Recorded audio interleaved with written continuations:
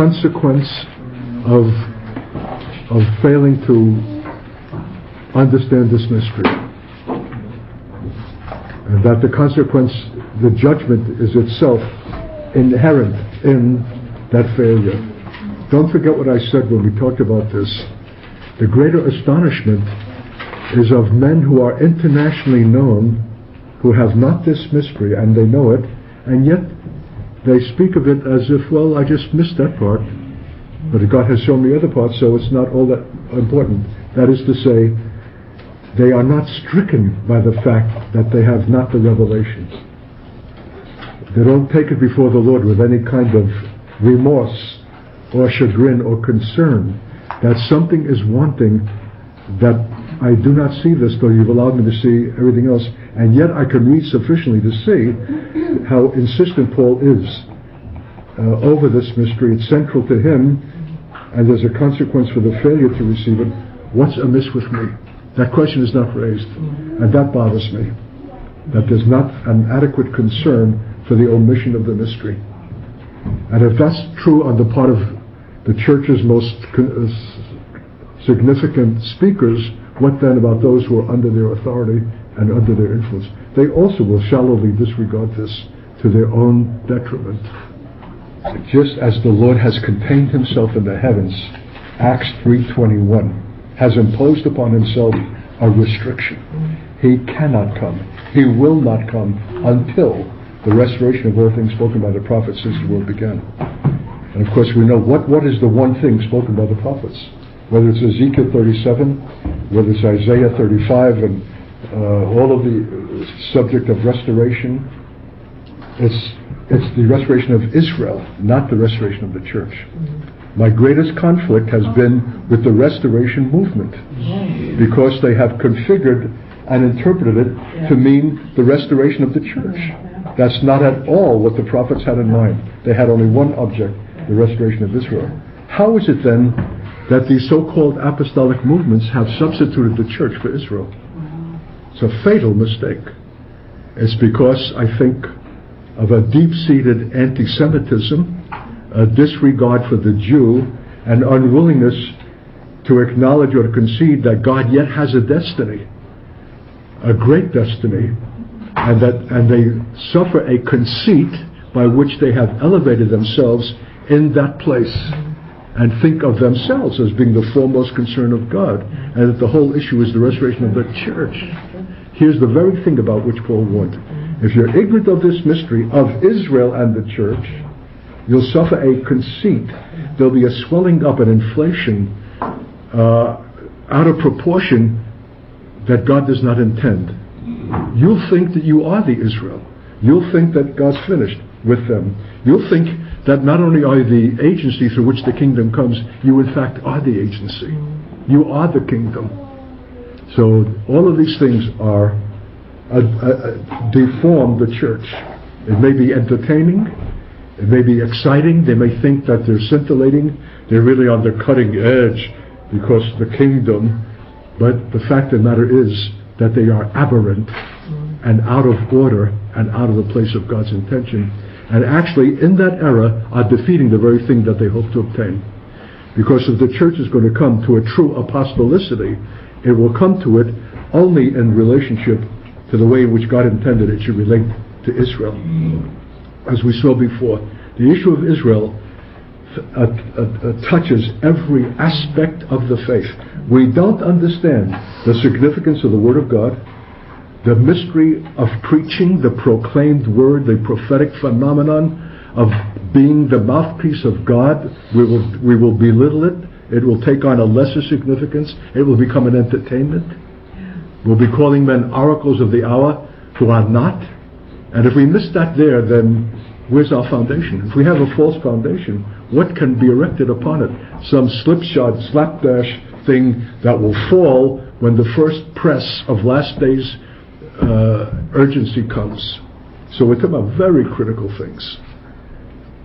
Just as Jesus limits himself by waiting for something with regard to Israel's restoration, of which all the prophets have spoken since the beginning of the world, so also does he restrict himself, waiting for something else, a fullness. He will be the deliverer that comes out of Zion, but it waits upon something not from Israel, but outside Israel, namely the fullness of the Gentiles to become in. And God leaves us in the lurch with a Paul who does not explain himself. And that's for good reason.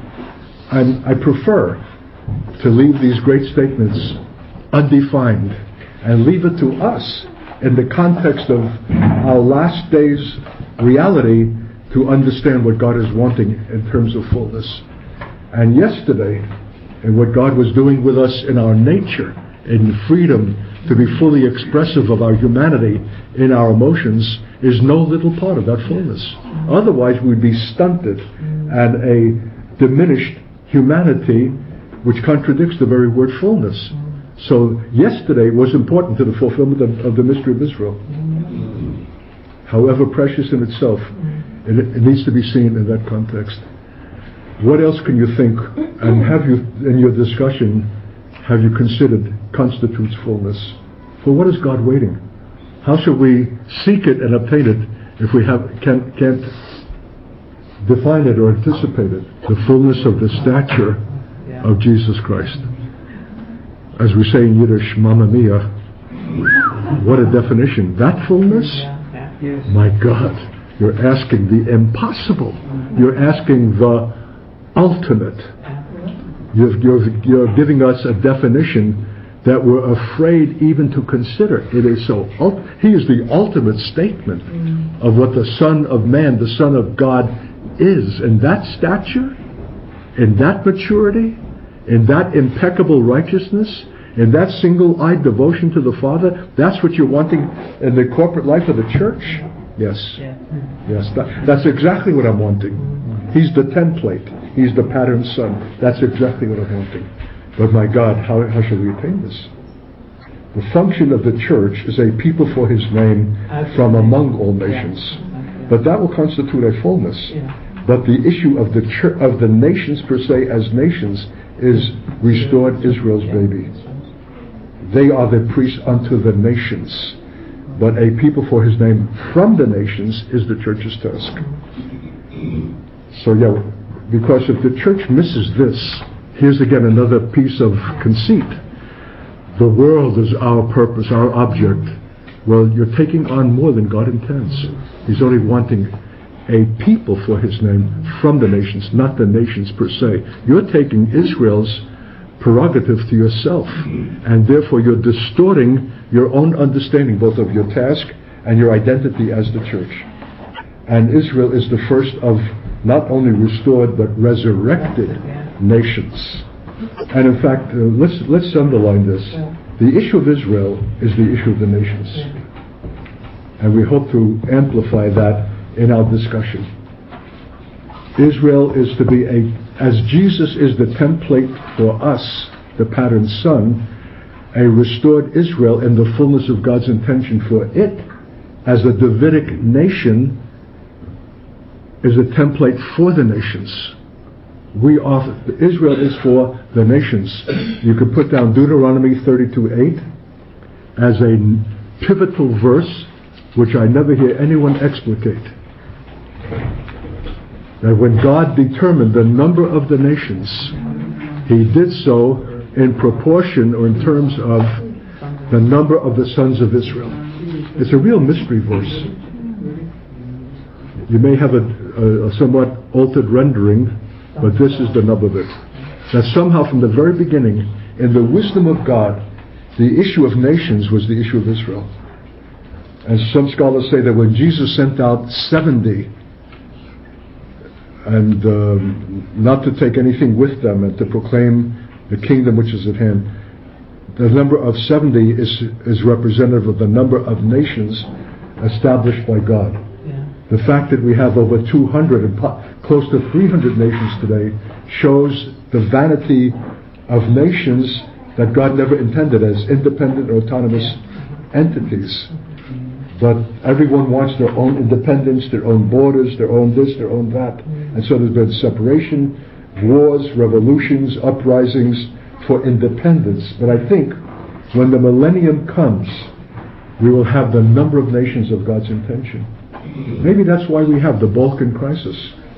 Kosovo, Serbia, Croatia, each one splitting off its own fragment and identity, when the remarkable thing is, both Croatia and Serbia are Slavic. But one has grown up in the Islamic identity, the other in the Orthodox, and they've been historic enemies, though they are ethnically and racially one people. Well, when he comes, who will judge between the nations in equity, those issues will be resolved. There'll be no necessity for an independent Croatia, an independent Serbia. The whole of the Balkans may be the one nation of God's intention. But what does it wait for? Not the United Nations. What it waits for is Zion. That the law can go forth out of Zion, and that he can arbitrate between the nations from the throne of his theocratic rule in Zion, in the city of Jerusalem, in the restored nation of Israel. That's why the enemy opposes this whole stratagem. They do not want to see a restored Israel with a restored Jerusalem, because Jerusalem presently is not a fit habitation for the king. I don't even like to go there myself. So there's a violence that must come. That ties in with Jeremiah 30:31. The city will again be built upon its heaps. This was my argument with John Vanderhoven. It's taking place right now, Art. What are you talking about? Look, there's the earth-moving equipment. I said, dear man, please pay attention to the text. It says, the city will be built upon its heaps as unto the Lord. I said, this is not unto the Lord. This is unto man. And this will constitute the heaps. With that, I could have been gently or violently ushered out of his office. Why? If I could take this liberty, he's Dutch. He's a Gentile believer whose conscience is stricken with the abuse that had come to Jews at European hands. And he wants so much to make up for the injuries of the past by accommodating present Israel and seeing it being established. So that if anyone suggests that this thing that is dearest to his own heart, for which his own son is serving in the Israeli Defense Forces, is painful to consider. And yet he calls me a prophet. And more than that, he says, you are the man, Art, for the nation. You ought to be the voice. They need to hear you.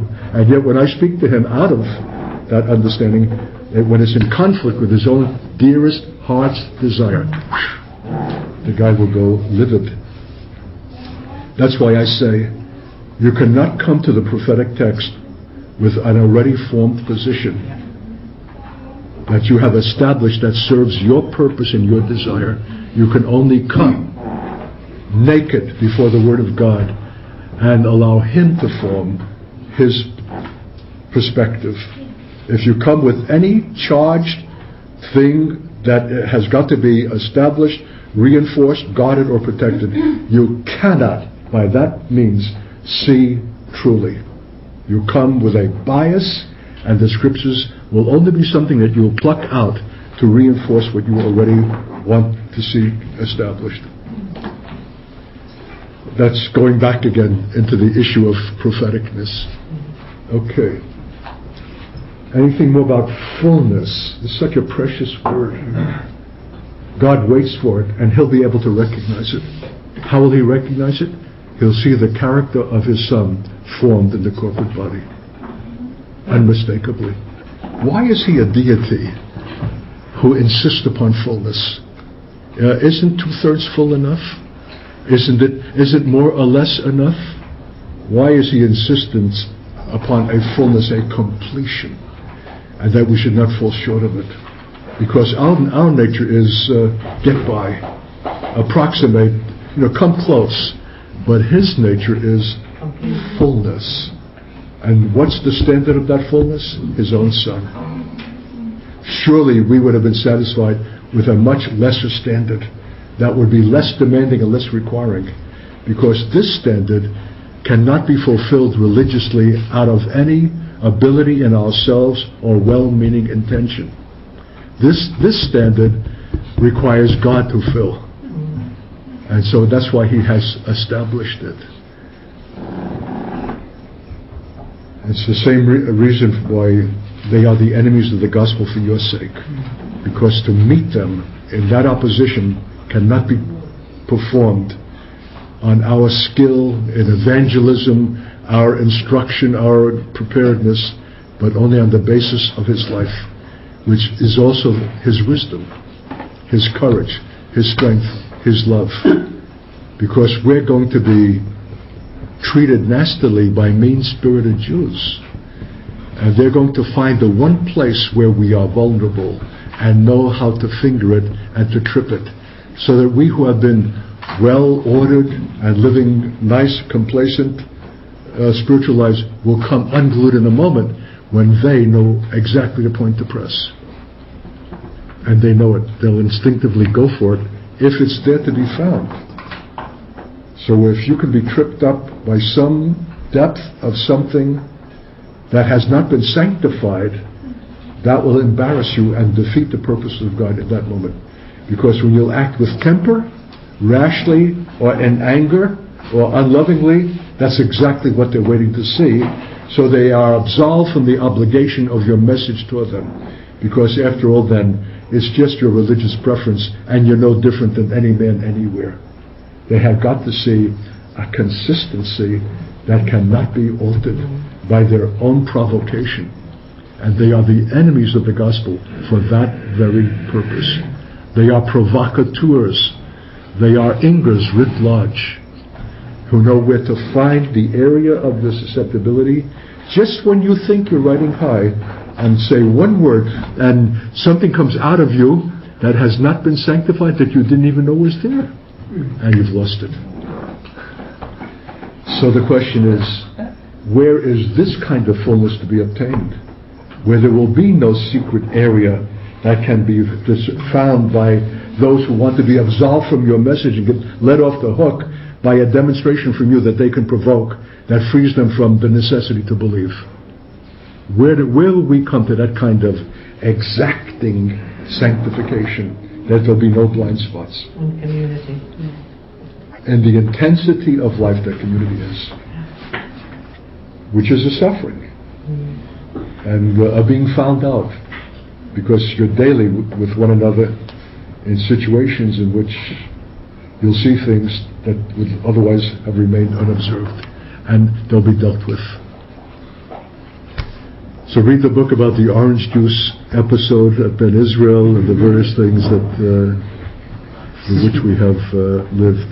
When Jesus was apprehended, he said to his accusers, "Which of you can convict me of sin? No, there is no thing in me." You cannot find a basis for accusation. That's why I have been on view before you for 3.5 years.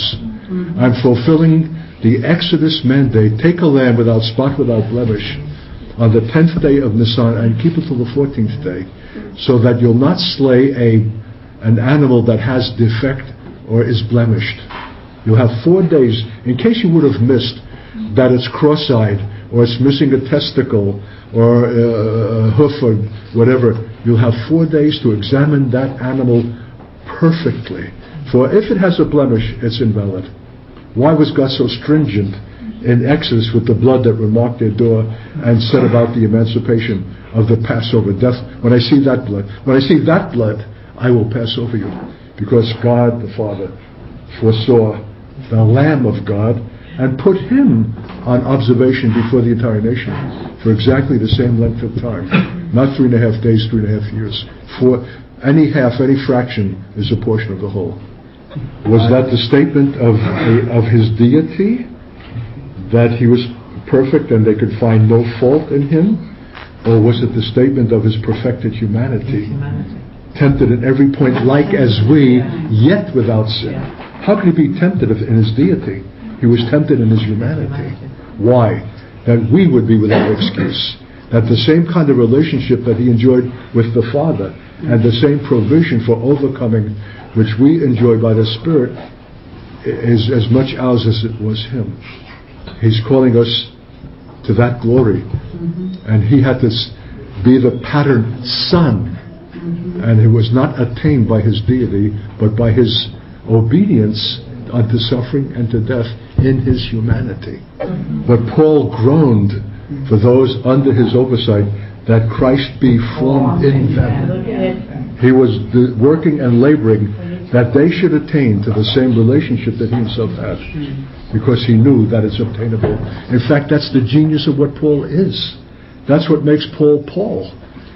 He's the apostle because Christ is formed in him, and he's the very continuation of the Christ life. That had Christ lived past that death and continued in the earth, he would not have done other or spoken other than what Paul himself spoke or did. That's what an apostle is, and it requires the life. Have we the faith to believe for that? Or are we going to allow ourselves to be seduced away by humanistic, well-meaning, well, you're only human. I had to hear that every day at the Lutheran seminary. Well, you're only human. God knows you're a sinner being saved by grace. They do not desire, they do not believe for, and they will not attain. They will only be impressive leaflets in their own religious humanity, but they will not come into the life. And maybe the fact that they're satisfied with infant sprinkling already condemns them from any possibility of coming into that life, because the life comes in union with Christ in baptism and an immersion, a burial unto death. And if you're only lightly sprinkled rather than buried, how shall you attain? So see how that affects those issues. That's why they are the enemies of the gospel. For our sake, God is pressing us into himself. But our ego, our vanity, our pride wants to retain our own identity and succeed on our own strength, our own basis, our own righteousness. And that's why men will kill anything that threatens the prospect of attaining their own righteousness and living on the basis of their own virtue. That's the whole issue between Judaism and the faith. And that's why Jesus was killed. That's why the apostles were persecuted. That's why the early church was harassed. They cannot stand the evidence of another basis for life by which it's not the issue of your merit or your work that your eternal destiny or acceptance from God is obtained, but on the basis of what is given as gift freely by grace. Therefore, Paul says, I live, yet not I, but it's Christ who lives in me. If we compliment Paul for being Paul, we have missed the issue, and we don't understand what he represents. Paul is the man of the resurrection. For him to live is Christ. We have to understand the glory of the cross as more than the provision for our sin, how unspeakably great that is.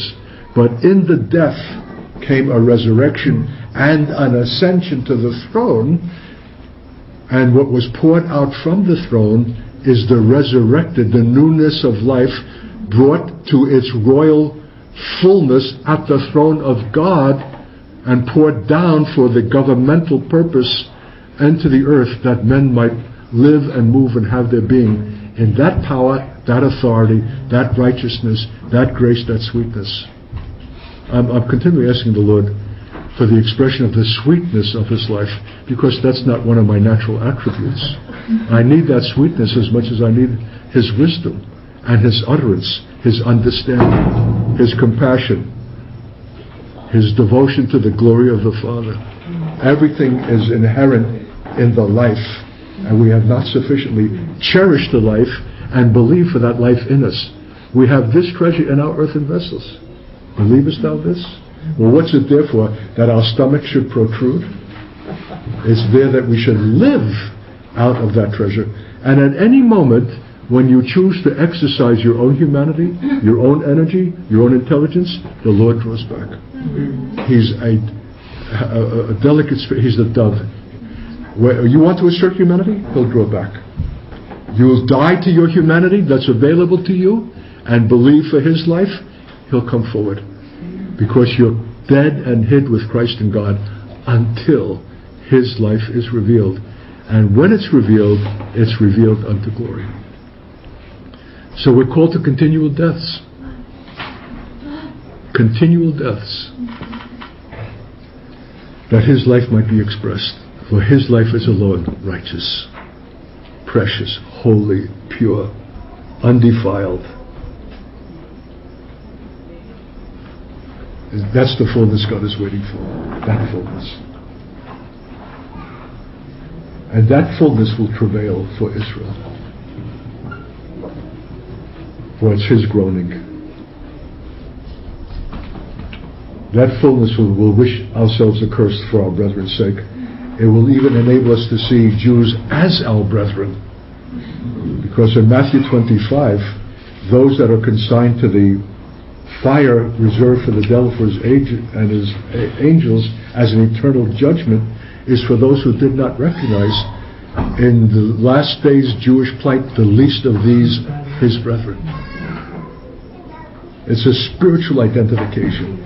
More difficult to make when Jews are down and out than when they are successful. Who would not want to identify with Jews as brethren now as they occupy executive suites and are CEO of great financial concerns and are impressive authors and writers and artists and musicians and composers and all the rest. But when they shall be the least of his brethren, literally stinking, unwashed, in rags and in tatters, bruised and bloodied and bowed, and the offscouring of the world, the castaways, the outcast of Israel and the dispersed of Judah, who will want then to identify with them and call them brothers and be to them what we ought to be to those who are our brothers? That is to say, give them the last cup of flour and the last cup of oil, even to the detriment of our own families, because we cannot consider that they should go naked, thirsty, and hungry while we have yet a measure of anything. If it means our destitution, they will come before us. That's beyond religion, saints. And in that one thing, God will eternally determine those that are his and those that are not. And what does he say to those who give them? Clothing, visit them, attend to them. Ascend to the kingdom that has been reserved for you, righteous. They're called righteous. Not because they have found it in that moment, but because they are it in all moments, because they live in his life, which alone is righteous.